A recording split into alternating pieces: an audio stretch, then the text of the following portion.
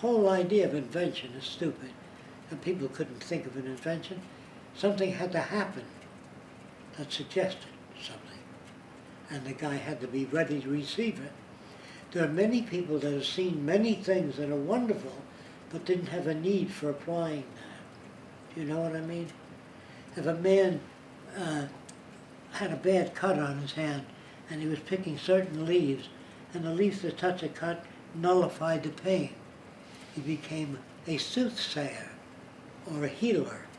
And he said, if you rub those leaves on your skin, and where did he get it? From his grandfather. Where did his grandfather get it? The guy that rubbed the leaves on. You understand? But nobody can say, I've got to eliminate pain. That's later, after pain has been eliminated. But there's no way for the brain to say, I wonder if the future will have electricity before you've seen lightning or anything. The brain can't do that. The brain operates on input from the eyes, the ears, the tongue, the hands, the sight, the sensory devices. Input. Benjamin Franklin wondered what electricity was when he saw lightning. So I think he ran a string up there and it got wet and the lightning came down through a key. But if he had a metal rod connected to the guy, he had been electrocuted.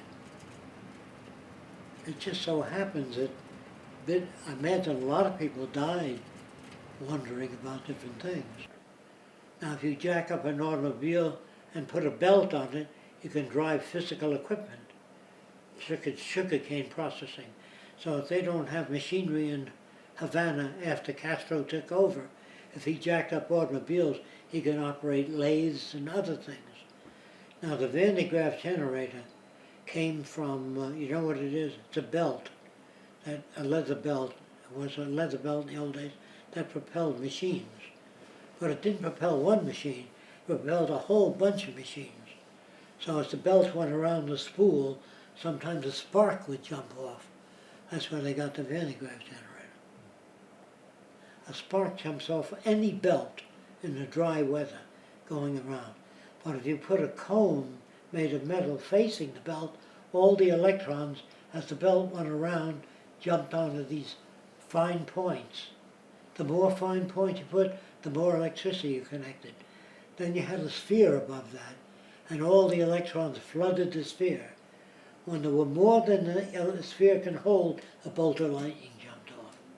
That's where the Van de Graaff generator came. In industries, people just get a shock around their machines. But nobody ever invented a Van de Graaff generator. Van de Graaff was the guy that got shocked and made one, a belt going around a thing. And use of oxygen, a great use of oxygen, loosened the teeth. They tend to fall out even though they're in good shape. So people that wore oxygen masks at high altitude lost their teeth in the early days. Even though the teeth were in good shape. It just loosened the gums. That's where you get the book, Never Use Oxygen More Than 2.5 hours. Where do you think it comes from? They said, well, somebody thought of that. No. They found out they lost their teeth doing that. Do you understand that? Do you understand what I mean when I say man can't think or reason beyond his environment? No Indians ever sat back and said, I'd like 2 propellers on my airplane or a turbine. He can't do that.